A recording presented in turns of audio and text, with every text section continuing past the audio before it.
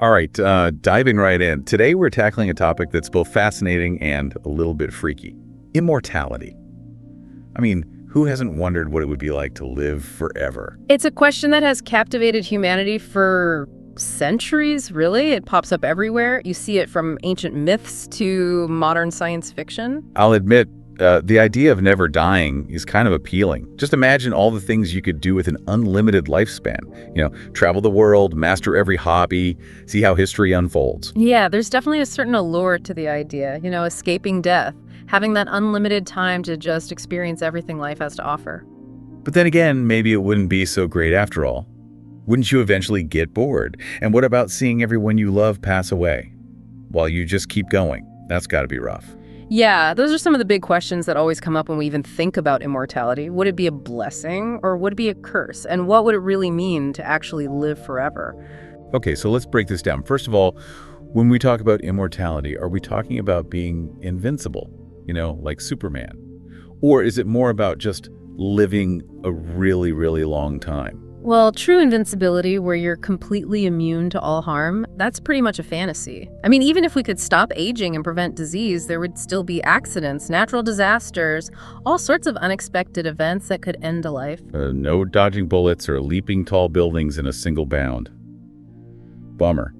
But what about living for hundreds of years? Is that something that could actually happen?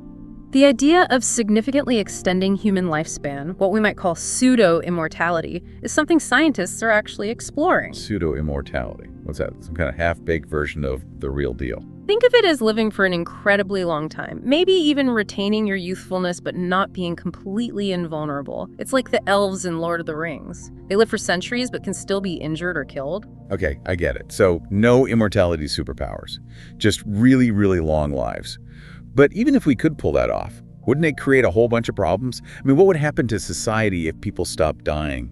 Wouldn't things get pretty chaotic? That's a valid concern. If people started living for centuries, it would have a huge impact on everything, from population growth and resource allocation to our social structures and economic systems. Yeah, imagine the retirement plans. Who's going to pay for people to live for hundreds of years? And what about careers?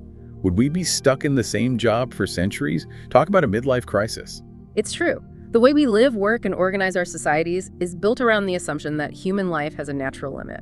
A world of dramatically extended lifespans would require us to rethink almost every aspect of our existence. It's like everything would have to change: the way we govern, the way we care for the elderly, the way we think about family and relationships. So absolutely, it would be a monumental shift, forcing us to confront not just the scientific challenges, but also the philosophical, ethical, and societal implications. Whoa, this is getting pretty heavy, but it's also super interesting. So let's say for a moment that we could overcome all those challenges and figure out how to extend human life significantly.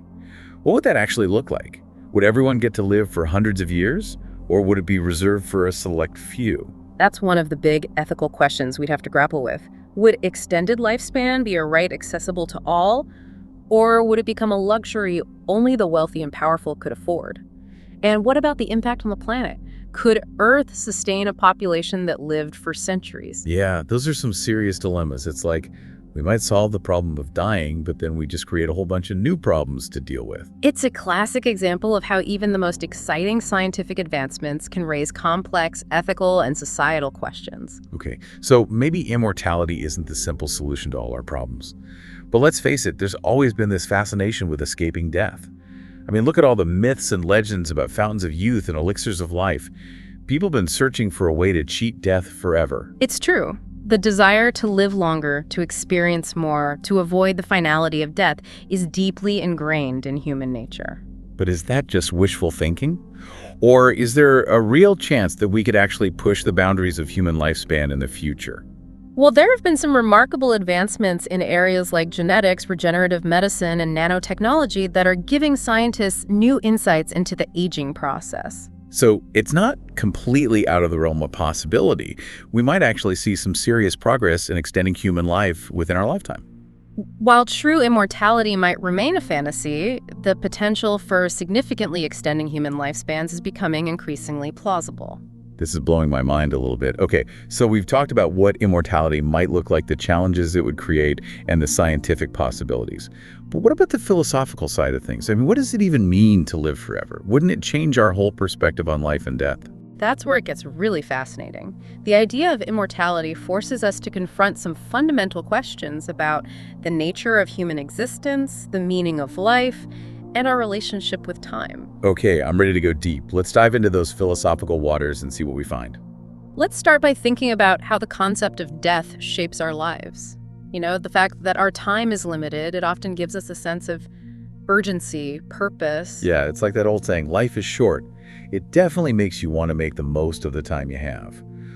But if we knew we were going to live forever, would we still feel that same drive to accomplish things, to experience new things, to make a difference?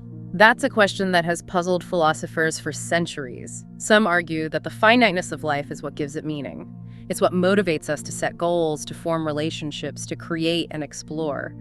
If we took away death, would we also be taking away those things that make life worth living? I can see that. It's like if you knew you had all the time in the world, maybe you wouldn't bother to do anything at all. You could just procrastinate forever. Exactly. The idea of limitless time could lead to a kind of existential paralysis. Why bother doing anything today when you have an eternity ahead of you?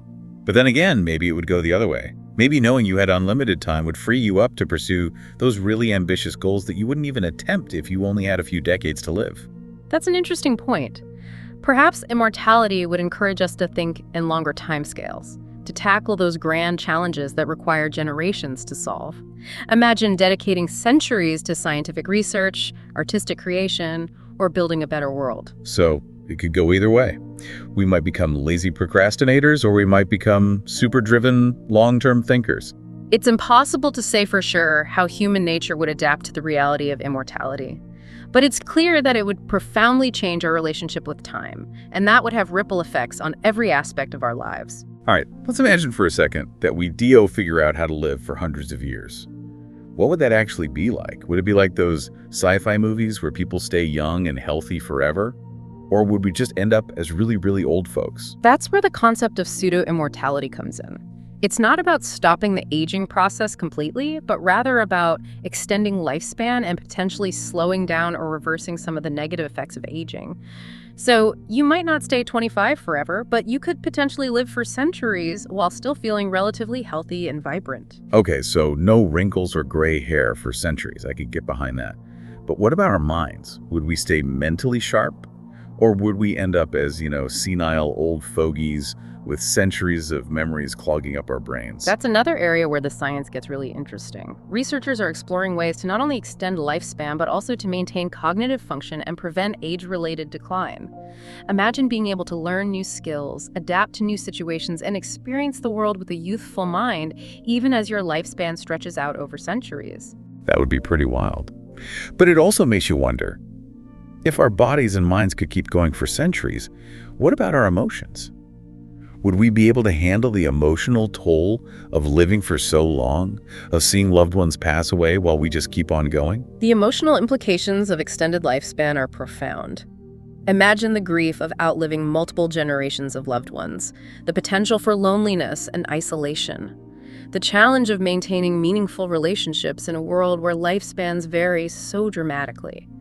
These are all things we'd have to grapple with. It sounds like living for centuries could be pretty lonely. Wouldn't you end up feeling disconnected from everyone else, like a relic from the past? It's certainly a possibility, and it raises questions about how we would form and maintain relationships in a world where lifespans were so different. Would we still value long-term commitments, or would relationships become more fluid and temporary? It's like the whole concept of marriage would have to be redefined. Imagine being married to the same person for 500 years. Talk about needing some serious couples therapy. It would definitely challenge our traditional notions of love, commitment, and family. Perhaps we'd see the emergence of new types of relationships, new ways of connecting with others that are more suited to a world of extended lifespans. So immortality wouldn't just change how long we live, it would change everything about how we live. Exactly. It would force us to rethink our values, our priorities, and our relationships with each other and with the world around us.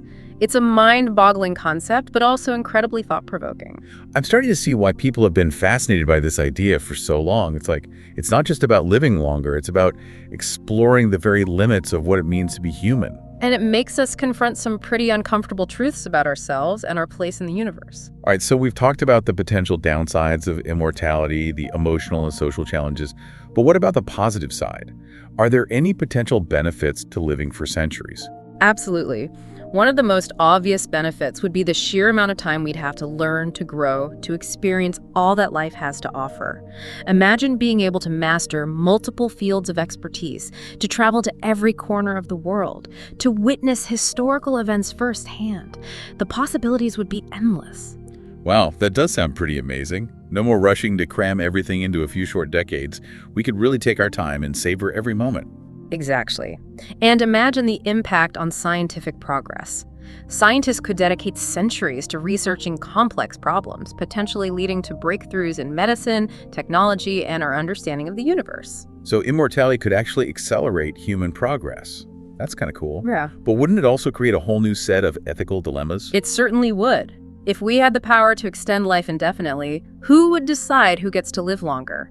And what about the impact on the planet? Could Earth sustain a population that's no longer subject to the natural cycle of life and death? Those are some heavy questions.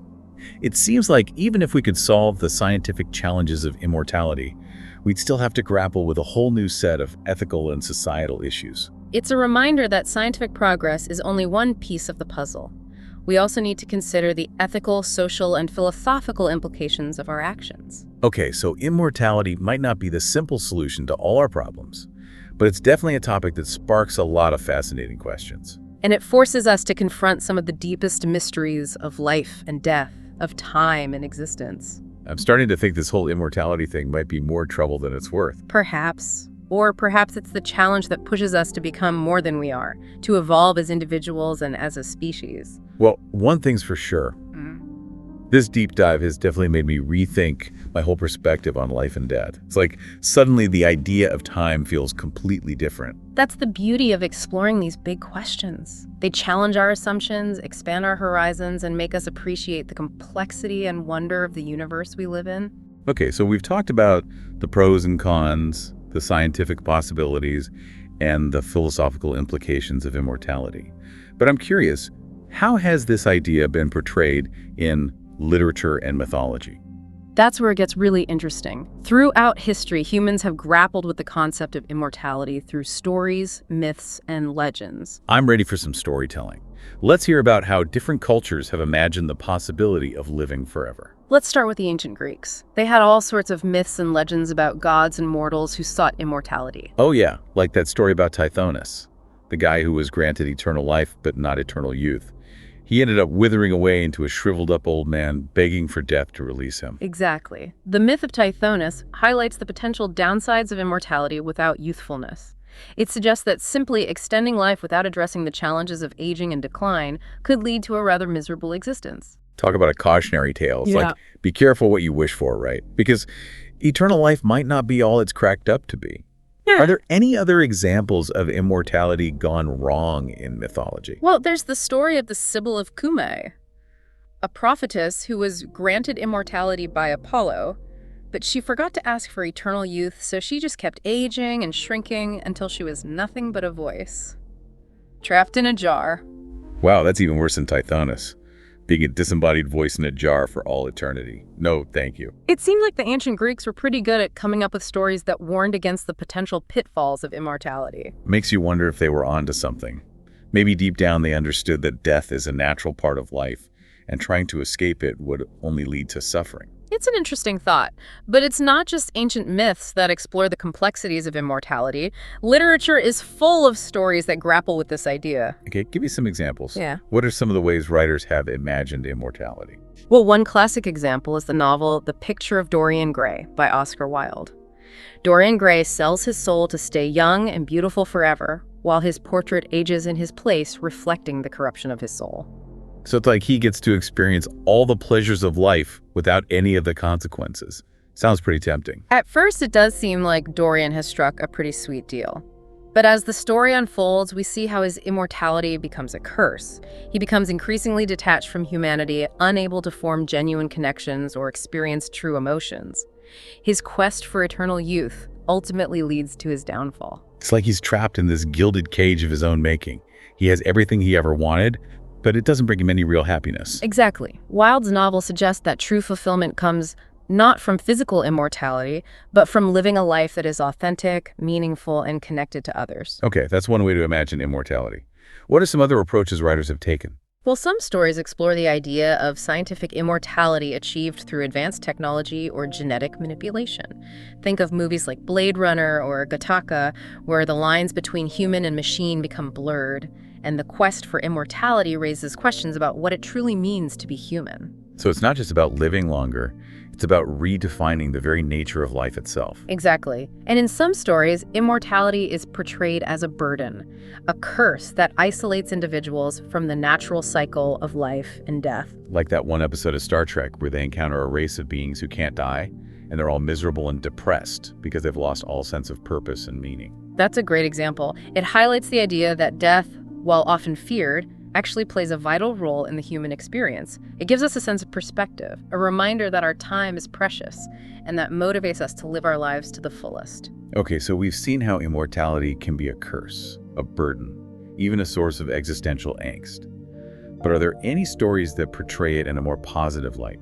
Absolutely. Some stories imagine immortality as a state of enlightenment, a transcendence of our physical limitations that allows us to achieve a higher level of consciousness or understanding. Like those mystical traditions that believe in reincarnation, where the soul keeps evolving through multiple lifetimes until it reaches a state of liberation. Exactly. And in some science fiction stories, immortality is seen as a way to unlock the full potential of the human mind, to explore the vastness of the universe, and to contribute to the advancement of knowledge and civilization over eons. Wow, those are some pretty mind-blowing possibilities.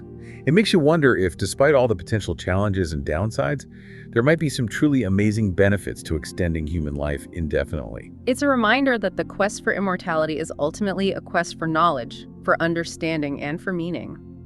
It's a reflection of our deepest hopes and fears, our fascination with the mysteries of life and death, and our desire to push the boundaries of what's possible. This deep dive has been quite a journey. We've explored the philosophical and ethical implications, the scientific possibilities, the societal challenges, and the ways immortality has been imagined throughout history and literature.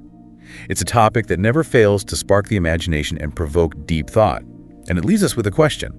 If you could choose how you die, but not when, would it change how you live your life? Thanks for joining us. Thanks for listening.